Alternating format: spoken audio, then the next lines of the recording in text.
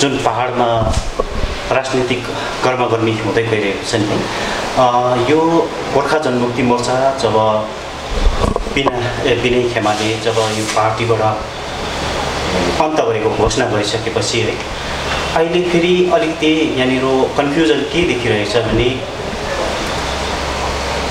दलित समूहको पनि समर्थन गर्ने उत्तिकै भिड र अहिले तपाईको भनौँ न है गोर्खा जनमुक्ति मोर्चा असली खेमावानमा पनि त्यतिकै भिड छ नि यसलाई लिएर अलिकति कन्फ्युजन यो के कारण र आजको जुन एउटा सिनारी छ अघि यो सिनारी जुन प्रकारको अवस्था जुन हामीले देखा पर्दैछौँ त्यसलाई हामीले एकदमै गम्भीर प्रकारले लिएका छैनौँ एकदमै नर्मल प्रकारले लिएका छौँ र जुन प्रकारले आज मानिसमा एउटा दुविधाको सङ्कट जस्तै आएको छ है के गर्ने कसो गर्ने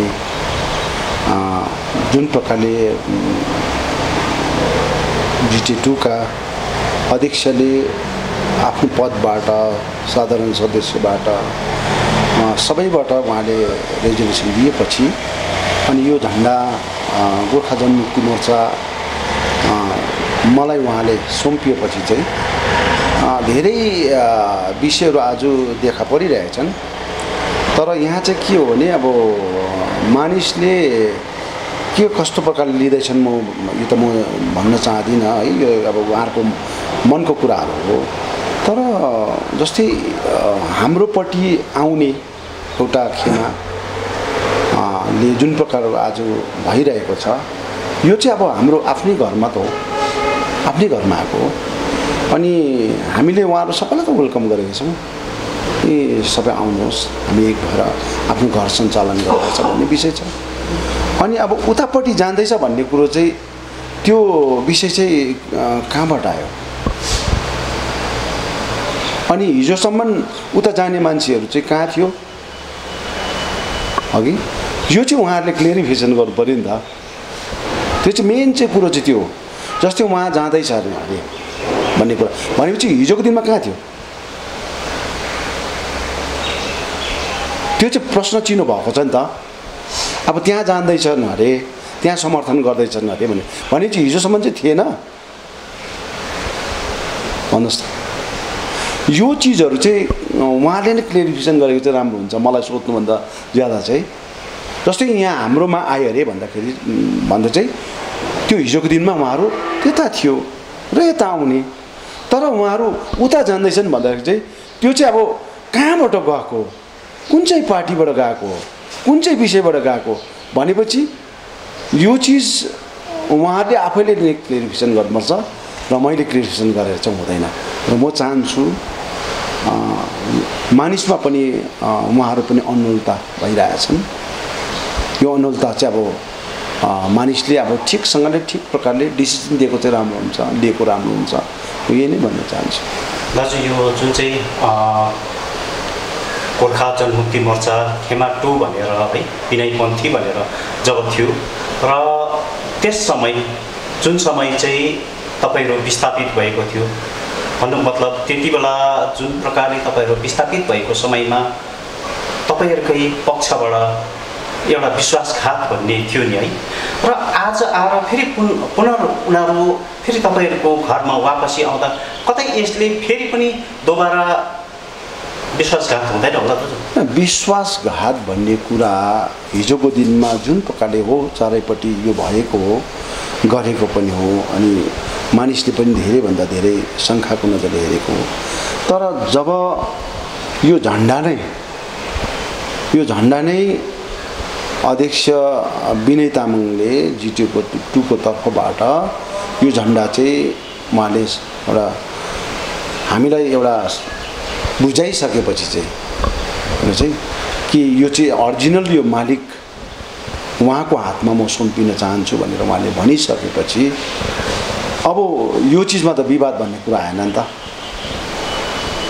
अनि उहाँले एकदमै हिजोसम्म मैले यो झण्डालाई स्याहार गरेर राखेँ र यो अरिजिनल मालिकलाई हामी दिँदैछौँ र जे जस्तो प्रकारले हिजोको दिनमा क्लियरली लेखेको छ मेरोबाट गल्ती भएछ भने म क्षमा प्रार्थी छु तर आज गल्ती गर्ने मान्छे भन्दा पनि क्षमा दिने मान्छे चाहिँ महान हुन्छ नि। म त्यो दृष्टिकोणमा हेर्छु। दाजु यो धेरैको एउटा चर्चाको विषय भइरहेको छ है, र जुन समय तपाईँहरूमा एउटा विश्वासघात गरेर खेमाटुलाई एउटा जन्माउने कार्य भयो, र त्यति बेला चाहिँ तपाईँहरूको एउटा कटक्ष रहेको थियो भन्ने थियो, र आज यहाँ आएर कतै यसले भोलिको दिनमा तपाईँहरूकै पार्टीलाई अलिक धमन्याउने काम हुँदैन भन्ने एउटा अन्यलता छ नि।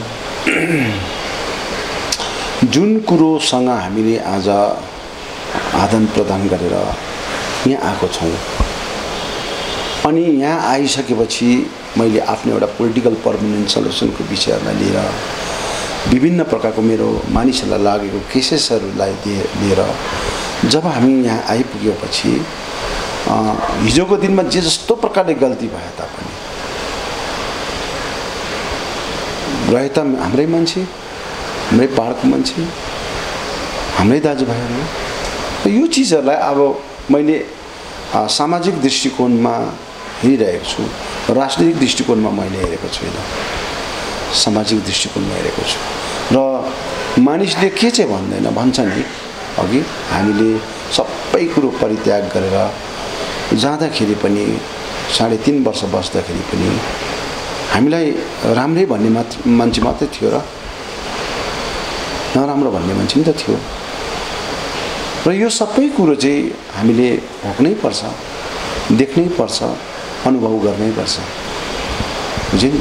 तर म यही चाहन्छु, सबैभन्दा मेन कुरो कर्म हो, सबैलाई कर्मले नै जित्नुपर्छ।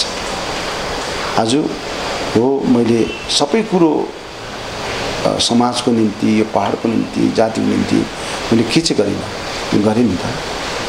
र यस्तो औदा छोडेर, यस्तो पोस्ट छोडेर मैले देन नदिएको होइन नि, दिएको नि। तर आज मैले पनि आज त्यो सबै कुरोहरूलाई देखेर हेरेर मैले पक्का अब चाहिँ राजनीति गर्नुपर्छ भन्ने कुरोलाई नै हेरेर म आएको छु। र मानिसले किसिमको कुराहरू त गर्छ, र त्यो कुरोहरूलाई पनि म एकदमै सही समयमा सही प्रकारले नै उपभोग गरेर काम गरेको हुन्छु। दाजु केही दिनको अघि इन्टरभ्यूमा है पूर्व गोर्खा जनमुक्ति मोर्चा 2 अध्यक्ष विनय तामाङज्यूले है अन्तर्वार्तामा एउटा कुरा राखेको थियो। जुन समय अध्यक्ष विमल गुरुङ विस्थापित जीवन बिताएको समय, उहाँका पिताको स्वर्गवास भएको समय है, मैले एउटा कान्छा छोराको एउटा भूमिका निर्वाह गरेको थिएँ भन्ने थिएँ। त्यो चाहिँ व्यक्तिगत कुराहरू हो। अघि यो व्यक्तिगत कुरा उसको घरमा पर्दाखेरि अथवा मेरो घरमा पर्दाखेरि त्यो त एउटा बिहा होस्, मरौ कार्य होस्, कुनै पनि घटनाहरू होस्, यस्तो चिजमा चाहिँ मानवताको नातामा किसिम गरिन्छ नि। यो चिजलाई म टिप्पणी गर्न चाहदिनँ। किन त्यति बेलाको समयमा अलिकति तपाईँहरूको अलिकति कटक्ष पनि थियो नि त।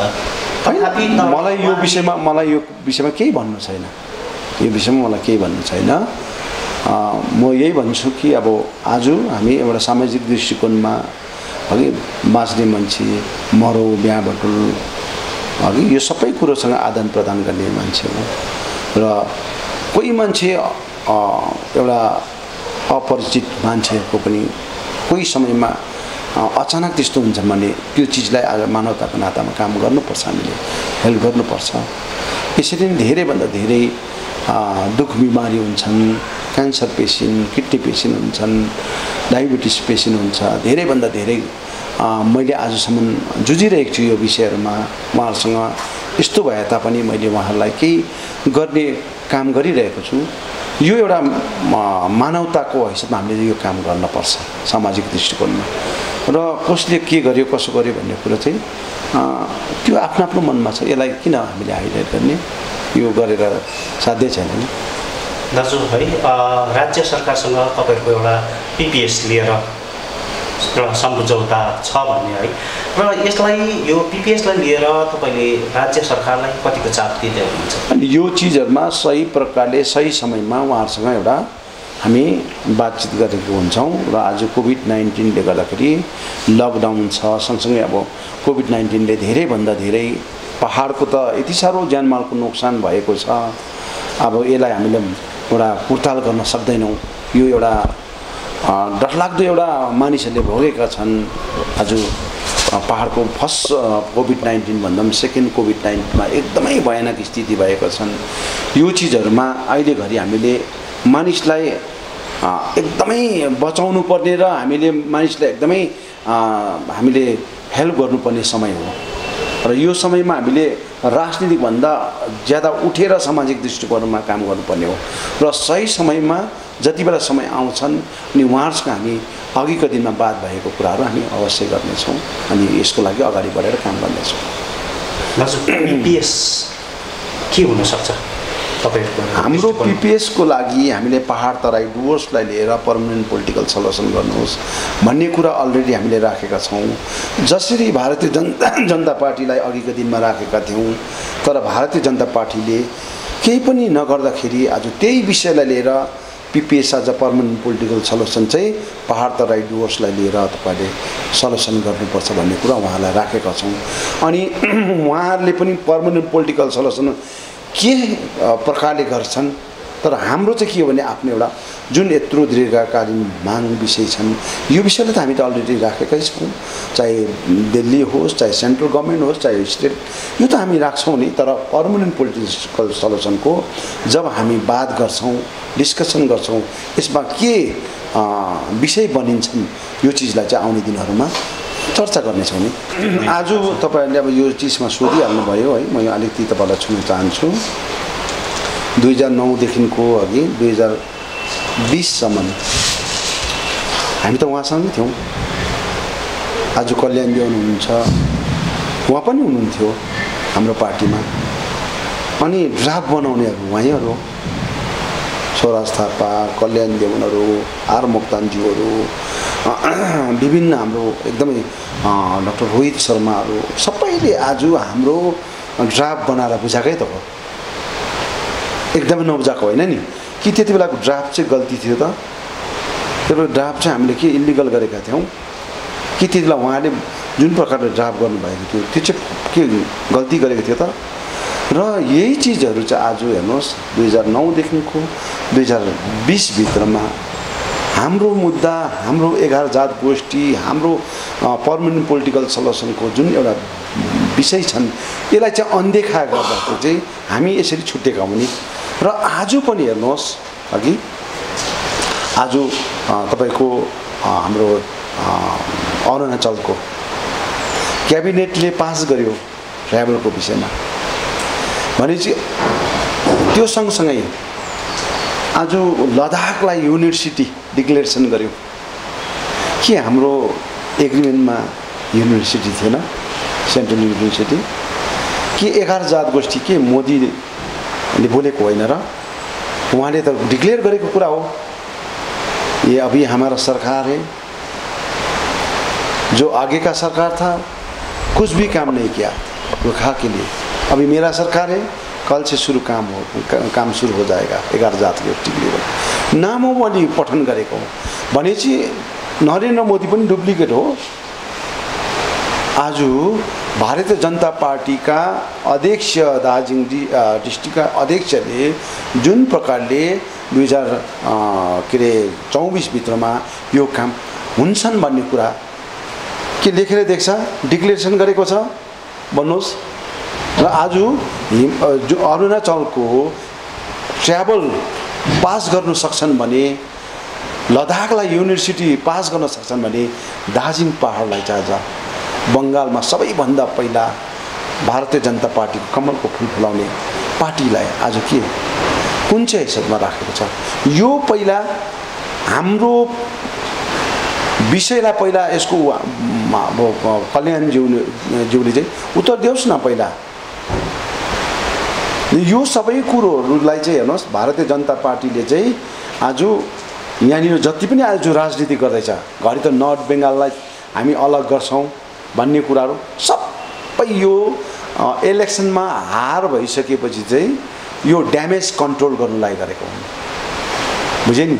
आज जोन बार्लाज्यू अघि जोन बार्लाज्यूले एउटा क्याबिनेट एउटा मिनिस्टर पाउनुभयो तर राजु विष्ट एउटा है भयङ्कर बाठे भन्छन्, भयङ्कर ठुल्ठुला कुरा गर्नु सक्छु भन्छन्, सदनमा बोल्नु सक्छु भन्छन्, कराउनु सक्छु भन्छन्, हरेक कुरो जान्दैछु भन्छन्।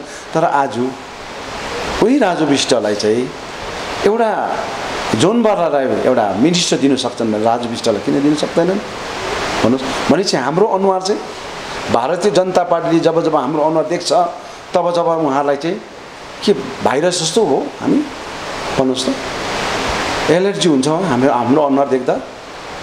यो दृष्टिकोण चाहिँ आज भारतीय जनता पार्टीका दार्जिलिङ क्षेत्रका एउटा सांसद राजु विष्टले राम्रोसँगले बुझेर चाहिँ अब चाहिँ समय आयो कि उसले रिजाइन गर्ने समय आयो।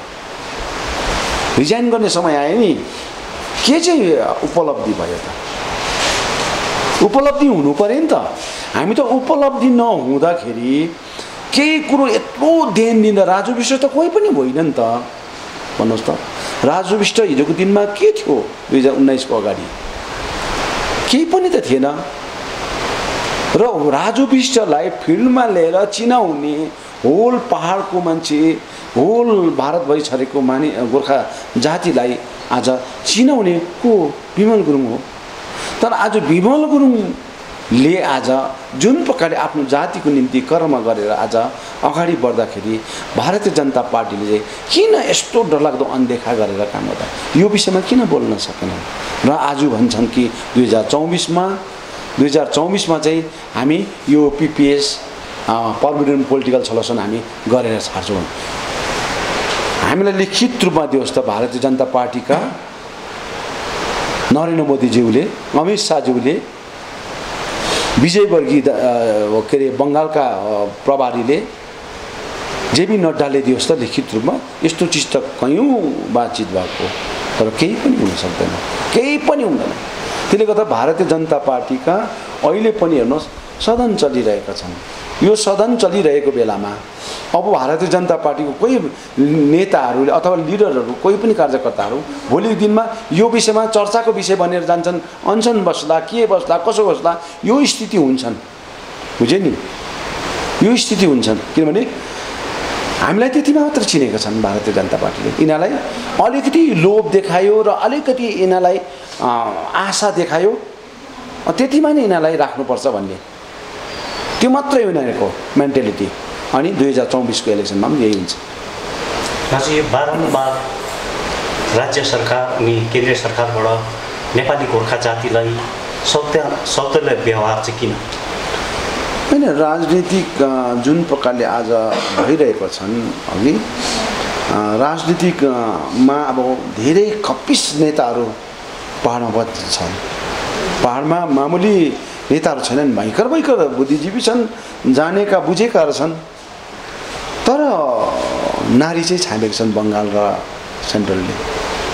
अघि यो चिजहरूमा चाहिँ अब हामीले म चाहन्छु हेर्नुहोस् एउटा मिठो बहस हुनुपर्छ, राम्रो सौहार्दपूर्ण बहस हुनुपर्छ। अनि कुनै प्रकारको आफ्नो मतलब हुनु हुँदैन, कुनै प्रकारको। त्यो भएर आज हामी काम गर्नुपर्छ। आज नर्थ बेङ्गल अलग हुन्छ भन्दाखेरि हेर एनजिसी अगाडि आएर जसले चाहिँ आजसम्म यहाँको मान्छेको कमान बस्तीको, सहरको, सिन्कुना बगानको, बस्तीको भावनै बुझेका छैनन्, त्यो मान्छेले आज आएर कराउन चिच्चाएर हुँदैन नि। बुझ्यो नि? यहाँ त हरेक कुरोको लागि जुझ्नुपर्छ, हरेक कुरोको लागि बात गर्नुपर्छ। यो सबै कुरोहरू चाहिँ आज हामीले देख्दैछौँ। बुझ्यो नि? भोलिको दिनमा अब हरायो, अहिले नर्थ बेङ्गलको कुरा हरायो, सक्यो होइन भन्नुहोस् त। यो यस्तो राजनीति चाहिँ कति दिन हुन्छ? र यही यस्तो प्रकारको राजनीति गर्दा नै आज पहाडको मान्छेले दुःख पाइरहेछ। हामीमा एकअर्कामा मेलमिलाप छैन, हामीमा एकअर्कामा एउटा आदान प्रदान राम्रोसँगले हुँदैनन्। मै बाप भन्ने राजनीतिक हुन्छन्, यो त भएन नि त। बुझ्यो नि? चाहे सानै मान्छे किन नहोस्, जसले चाहिँ आज मान्छेको भावना, मान्छेसँग एउटा जुझेर, मान्छेसँग एउटा आदान प्रदान गरेर काम गर्दैछन् भने त्यो मान्छेलाई कदर त गर्नुपर्छ नि। कि म त यति पढेको हो, म त यति लेखेको मान्छे हो, म त महान मान्छे हो, म त विद्वान मान्छे हो भन्ने राजनीतिक भयो भने कसरी समाज चल्छ, कसरी यो पहाडलाई उन्नति गर्छौँ हामीले, कसरी यो पहाडलाई पार लगाउँछौँ, सक्दैन, हुँदैन नि। र यही चिजहरू चाहिँ आज देखा परेका छन्।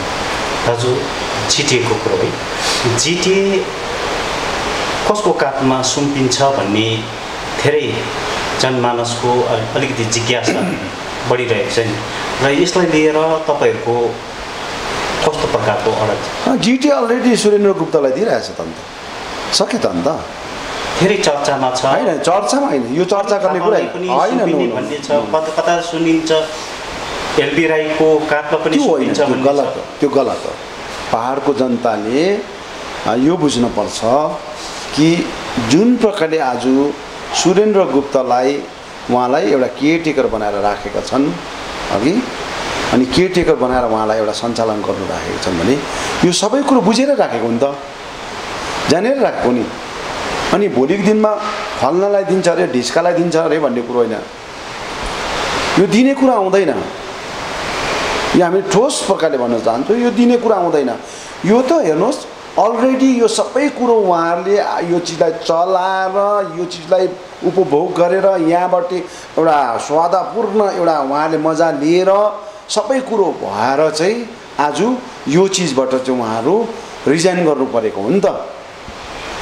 अनि फेरि कहाँ चाहिँ त्यो फल्नालाई ढिस्कालाई यस्तो अरे उस्तो अरे, द्याट मिन्स भोलिको दिनमा यहाँको पर्मानेन्ट पोलिटिकल सल्युसनलाई डायलग ओपन गरेर त्यो माथि डिस्कस गरेर समाधान गरेर त्यो आधारमा इलेक्सनहरू हुने अथवा कुनै पनि इलेक्सन भयो, बुझ्यो नि। र अब त केयरटेकर बनाएर राख्ने भन्ने च्याप्टरलाई त क्लोज गर्नुपर्छ। यो चिजलाई छ त, सरकारी मान्छे छ, सरकारी मान्छे छन्, सरकारी मान्छेले चलाउँछ, निष्पक्ष प्रकारले चलाउँछ उहाँले, र स्वतन्त्र प्रकारले उहाँले चलाउँछ। ठिकै छ, अहिले सुरेन्द्र गुप्ताले चलाउँदैछ। कोभिड-19को जुन चाहिँ महामारीमा उहाँले कतिवटा कुराहरू दार्जिलिङमा आएर काम गर्नु पाएको छैन, उहाँले आदान प्रदान गर्नु पाएको छैन, ठिकै छ। भोलिको दिनमा यो लकडाउन खोलेपछि उहाँ आएर काम गर्छ, अनि सबैसँग बसेर सबै पार्टीले पनि उहाँलाई रिप्रेजेन्ट गर्नु सक्छ, सबै पार्टीहरूले समस्या बताउनु सक्छ, सबै पार्टीले आदान प्रदान गरेर उहाँसँग जुन एउटा उहाँ बसिन्जेलसम्म उहाँले एउटा गाउँघरको एउटा उन्नति गर्ने कुराहरू पाउनुपर्ने अधिकार भन्ने कुरा सबै पार्टीले नै गर्न सक्छ नि त। तर यो फल्नाले पाउँछ यो बित्थाको त्यो राजनीतिक नगरे पनि हुन्छ। अब चाहिँ त्यो राजनीतिक बन्द गर्नुपर्छ क्या त। मान्छेलाई बिचारा लोभाएर फल्ना दिन 5 तारिक पाउँछ अरे भन्छ, घरि 13 तारिक हेर है, 2 दिन 3 दिन पर्खिदेऊ न, 13 तारिक भन्छ, घरि यो दिन भन्छ, त्यस्तो भएन नि त हौ। भन्नुहोस् त, हेर्नुहोस् त, 17,500 नानीहरूलाई एक्जाम राख्यो, ट्रेड एक्जाम राख्यो, सबै यो ट्रेड एक्जाम सबै फल्स। हेर्नुहोस् त, सबै ढाँटेर त्यसरी कहिले हुन्छ? 17,500 नानीहरूलाई ट्रेड एक्जाम राखेर कस्तो चाहिँ उहाँहरू एउटा प्रतीक्षामा छ होला, कस्तो चाहिँ उहाँले इन्तजार गरेको छ होला भन्नुहोस् त। कतिजनाले त पैसा रुपियाँ पनि दिएको छ भन्ने कुराहरू सुन्दैछौँ हामीले। त यस्तो चिजहरू आज हाम्रो छोराछोरीले भोग्न परिरहेका छन्। र अब पनि हामीले कसैलाई राख्नुपर्छ र कसैलाई यो गर्नुपर्छ भन्यो भने चाहिँ झन् ज्यादा करप्सन बढ्छ यहाँ। त्यसले गर्दा अब सरकारी मान्छे यहाँ छ, सरकारी मान्छेले यसलाई सही प्रकारले एउटा सञ्चालन गरेर लान्छ भन्ने मलाई एउटा छ। जबसम्म इलेक्सन हुँदैन कुनैको पनि, बुझ्यो नि, त्यति बेला देखाइजान्छ। यदि अनि थापाज्यूलाई सुम्पेको खण्डमा तपाईँहरूको पार्टीबाट के त्यसलाई कस्तो प्रकारले दिनुहुन्छ? हेर्नुहोस्, सुम्पिन्छ भन्ने कुरा, दिन्छ भन्ने कुरा अघि वान्स त्यो व्यक्तिलाई दिइसकेर उहाँलाई रिजाइन गराइसकेपछि फेरि दिन्छन् भन्ने कुरा चाहिँ अब यो चाहिँ यो अब म त अरू त के भन्नु, भगवान्माथि छोड्छु, बुझेँ नि अब के छ कस्तो छ। तर म यति भन्छु, जो आज जुन प्रकारले सुरेन्द्र गुप्ताले काम गर्दैछ, यो जिटिएलाई एउटा उहाँलाई कार्यभार दिएको छ, ठिक छ, उहाँले काम गर्दैछ सही प्रकारले। हामी पनि बेला बेलामा फोन गर्छौँ, कहाँ पहिरो गएको छ, कहाँ के भएको छ हेर्नु है, डिपार्टमेन्ट पठाइदिनु, निगरानी राख्नु भन्छौँ। उहाँले सुनिरहेछ, फोन रिसिभ गरिरहेछ। हजुर, महामारी कोभिड-19 महामारीको समय दोस्रो लहरमा युद्ध स्तरमा तपाईँ एउटा सेनिटाइजमा लागि परिराख्नु भएको थियो है, अहिले स्थगित गर्नुभएको छ र यो तेस्रो लहर पनि चर्काचर्की अलिकति चर्किँदै गइरहेको एउटा सुन्नमा आउँदैछ। यसलाई लिएर तपाईँहरू कस्तो प्रकारको तयारी? एकदम मैले भने नि अब यो हामीले आइसोलेसन सेन्टर बनाएको मेन कारण पनि त्यही हो। कोभिड-19ले जब मेरो पहाडको जनतालाई, मेरो आमा बाबालाई, छोराछोरीलाई, भाइ बहिनीलाई, नानीहरूलाई जब यो चिजले एकदमै ज्यादा एफेक्ट पार्ने कोसिस गर्छ, यो चिजमा जुझेर मेरो पहाडको जनतालाई, तराई डुवर्सको जनतालाई बचाउने मेरो कर्तव्य रहन्छ। म यसको लागि प्रिपेयर छु।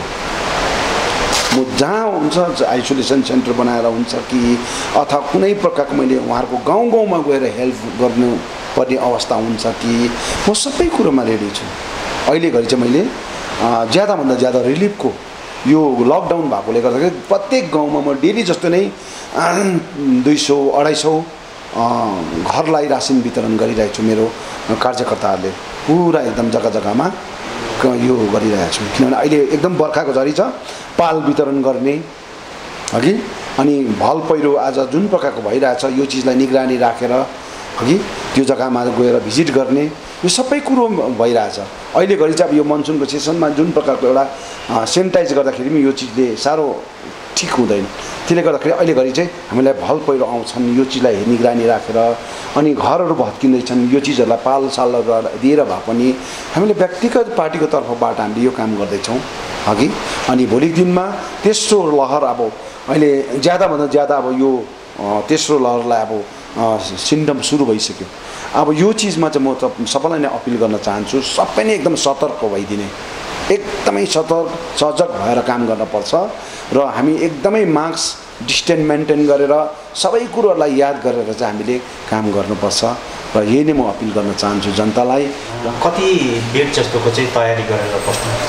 अहिले घरि हाम्रोमा आइसोलेसनमा पुरै हेर्नुहोस् हामीले 100 बेडको भनेको छौँ, तर 100 बेड चाहिँ अहिले सबै कुरो त अहिले हामीले बनाएर के अरे पलङहरू त्यहाँ राखेर उयो गरेको छैनौँ। तर अहिले घरि हाम्रो नभनेको पनि 60देखि यो लेभलमा चाहिँ हामीले एकदम एभाइलेबल छ।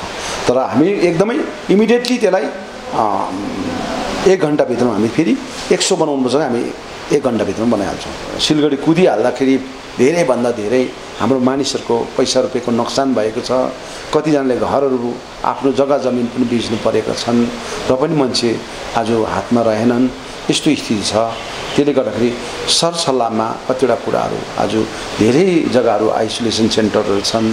यो आइसोलेसन सेन्टरहरू भएको जग्गाहरूमा गएर तपाईँले कन्सर्न गरेर बस्ने, अघि आदान प्रदान गर्ने। एकदमै क्रिटिकल त्यस्तो सिचुएसन आउँछ जो चाहिँ आइसोलेसन सेन्टरले राख्नै सक्दैन, त्यति बेला तपाईँहरूले अब हस्पिटलमा त्यो लास्ट स्टेजमा त्यस्तो प्रकारले गर्नुपर्छ। तर म चाहिँ भन्छु जति सक्दो चाहिँ पैसा खर्च नगरिकन तपाईँले आइसोलेसन सेन्टरमा आफ्नो ट्रिटमेन्ट गरेर बस्नुभयो भने चाहिँ अति उत्तम हुन्छ। यो तेस्रो कोभिड-19 को जुन एउटा महामारी छ यो सुरु भयो, त्यसको लागि तपाईँहरू एकदमै सतर्क बस्ने, सजग बस्ने अनि दबाई पानी एकदमै सही प्रकारले उपभोग गर्ने, तातो चिजहरूलाई प्रयोग गर्ने, यो सबै म तपाईँलाई अपिल गर्न चाहन्छु। अनि कुनै प्रकारको हाम्रोबाट अघि हजुरहरूलाई कुनै प्रकारको हामीले हेल्प गर्न सक्ने कुराहरू छ भने तपाईँले सहजै नै तपाईँहरूले हाम्रो कञ्चनजङ्घा आइसोलेसन सेन्टर अनि हाम्रो यो जति पनि हाम्रो यो एनजिओजहरू छ उहाँहरूसँग बातचित गरेर तपाईँहरूले आदान प्रदान गर्ने र सबैलाई नै म एकदम जो भ्याक्सिन लगाएका छैनन् तुरन्त यो विषयहरूमा भ्याक्सिन लगाइदिने अनि टेस्ट चाहिँ एकदमै यो कोरोना भाइरसको टेस्ट चाहिँ एकदमै म्यासिभ टेस्ट गर्नु चाहिँ जरुरी छ, ताकि उहाँले टेस्ट गरेर उहाँले एउटा सठिक प्रकारले ट्रिटमेन्ट गर्नु सकिन्छ। र यही चिज चाहिँ म अपिल गर्न चाहन्छु सबैलाई यो च्यानल हेरेर बस्ने सबैलाई भारतभरि छरेर विश्वभरि रहेका सबैलाई मेरो हृदयबाट सबैलाई कोटी कोटी प्रणाम टक्राउन चाहन्छु।